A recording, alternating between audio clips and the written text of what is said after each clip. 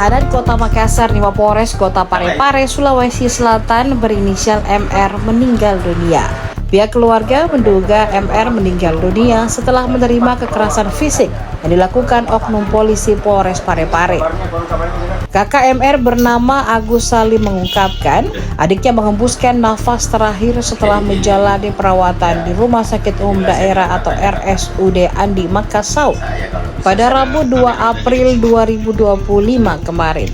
Kata dia, sebelum menjalani perawatan di rumah sakit, MR sudah mengeluhkan sakit di dalam sel narkoba Polres Parepare di Lariang Kelurahan Galung Maloang, Kecamatan Batu Kikit. Di rumah sakit keluarga sudah curiga dikarenakan sekujur tubuh MR lebam, bahkan tulang rusuk MR patah. Agus Salim mengucapkan adiknya itu sempat menceritakan kepada beberapa saudaranya yang lain kalau selama di dalam sel dirinya sering dianiaya oleh oknum polisi. Pihak keluarga pun telah melaporkan dugaan penganiayaan tersebut ke pihak Propam Polres Parepare. Terpisah, Kapolres Parepare AKBP Arman Muiz menepis MR meninggal dunia dikarenakan dianiaya di dalam sel. Arman mengutarakan MR meninggal dunia dikarenakan gagal nafas akibat penyakit tumor paru-paru kiri dan TB paru. Meski begitu, Arman tetap mengerahkan Propam Polres Parepare untuk melakukan penyelidikan terkait dugaan kekerasan yang dilakukan oleh oknum polisi atas meninggalnya MR. Kapolres Parepare menegaskan pihaknya akan mengambil langkah tegas jika mendapatkan indikasi kekerasan yang dilakukan anggotanya terhadap tahanan narkoba tersebut. Cukup ya. Baik, saya rasa 15:28 waktu Indonesia Tengah.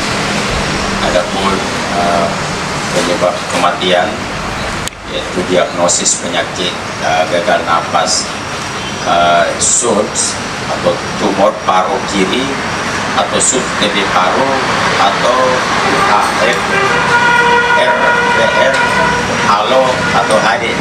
Ya, nanti terkait dengan medis nanti ada ahlinya yang menjelaskan, ada dokter yang menjelaskan jawaban ya mungkin kalau secara umum masyarakat itu biasa sering sebutnya itu penyakit paru-paru, ya kan. Nah, kita dengan adanya beberapa informasi yang viral, saya mengajak kita semuanya bahwa saya yakinkan bahwa saya bersama teman-teman saya melakukan proses penyidikan secara profesional dan adanya indikasi pemukulan yang telah disampaikan oleh pihak keluarga. Pada prinsipnya saya menerima informasi itu dan saya bersama tim saya bersama Propam akan melakukan sebuah langkah-langkah. Jika itu memang ada indikasi, ya, saya pastikan bahwa saya tidak main-main dengan proses penegakan. Siapapun itu, baik itu anggota saya untuk keterlibatan ada pihak-pihak lain, pasti saya akan dengan tegas mengambil proses itu. Dan apabila pihak keluarga masih merasa kurang puas dengan informasi terkait dengan kesehatan, terkait dengan kewenangan kami dan kepolisian, maka silakan lakukan ekshumasi. Ya, ekshumasi itu ya proses penggalian jenazah dilakukan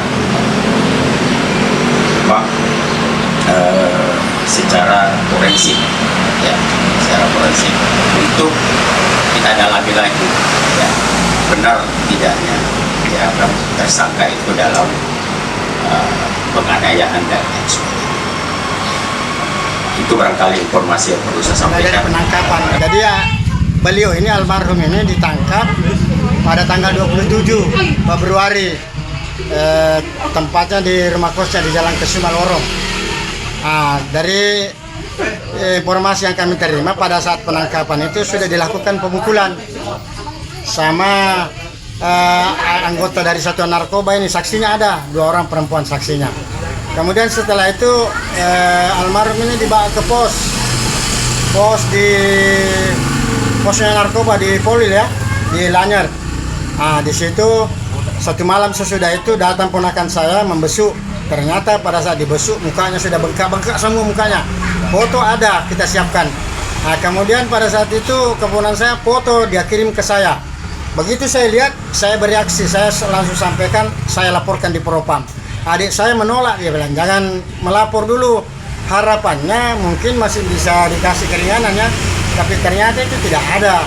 Nah, akhirnya dia sudah mengalami dia tahan, dipindahkan di tahanan Polres kurang lebih 31 hari.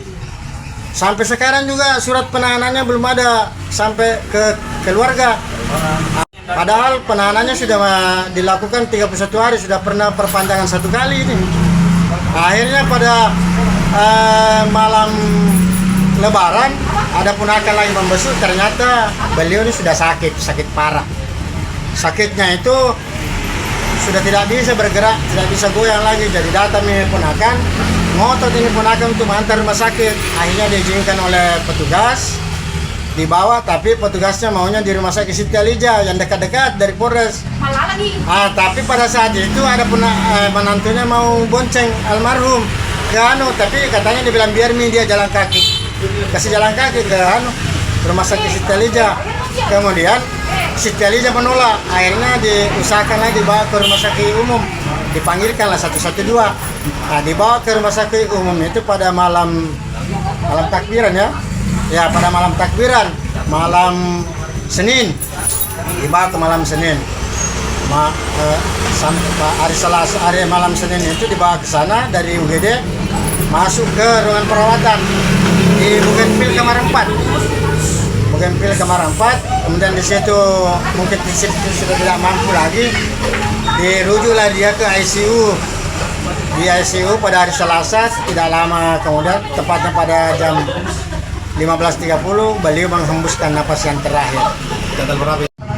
Saya tindakan selanjutnya ini saya sudah melaporkan di Propam dengan insya Allah saya tindak lanjuti lagi di pidana umum.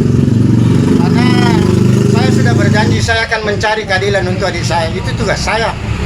Download Tribun X sekarang, menghadirkan lokal menjadi Indonesia.